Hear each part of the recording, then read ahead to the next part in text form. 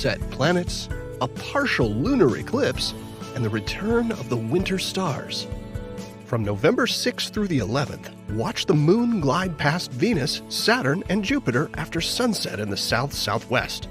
In particular, if you step outside for a look on November 7th, you'll find the 4-day-old crescent moon just about 2 degrees away from Venus.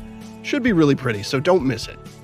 And now through early December, you'll find Jupiter and Saturn drawing a little closer to Venus each night. A partial lunar eclipse is on the way, taking place overnight on November 18th and 19th, when the moon slips into Earth's shadow for a couple of hours.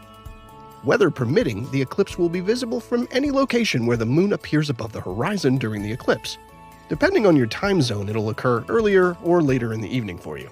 Now that's a huge swath of the planet that'll be able to see at least part of the eclipse, including North and South America, Eastern Asia, Australia, and the Pacific region. So check the timing of its visibility for your area. For U.S. East Coast observers, the partial eclipse begins a little after 2 a.m., reaching its maximum at 4 in the morning. For observers on the West Coast, that translates to beginning just after 11 p.m. with a maximum at 1 a.m. Partial lunar eclipses might not be quite as spectacular as total lunar eclipses, where the moon is completely covered in Earth's shadow, but they occur more frequently. And that just means more opportunities to witness little changes in our solar system that sometimes occur right before our eyes. All month long, if you're up late and cast your gaze toward the east, you'll notice some familiar companions have begun rising late in the night.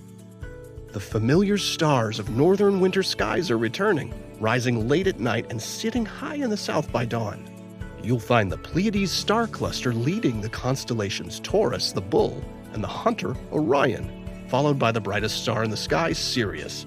All of them back to keep us company on the long winter nights here in the northern hemisphere. And for those in the southern hemisphere, they're keeping you company on shorter nights as spring gives way to summer there. A fun note about the Pleiades this month is that several of the 8 asteroids to be visited by NASA's Lucy mission are located in that part of the sky. The Lucy spacecraft launched on October 16th on its 12-year mission to visit a bunch of special asteroids called the Trojans. They share the orbit of Jupiter, with a group of them leading the planet and another group following behind it. Lucy will be the first space mission to explore this unique group of asteroids, providing new insights about the formation and early history of our solar system. Here are the phases of the moon for November.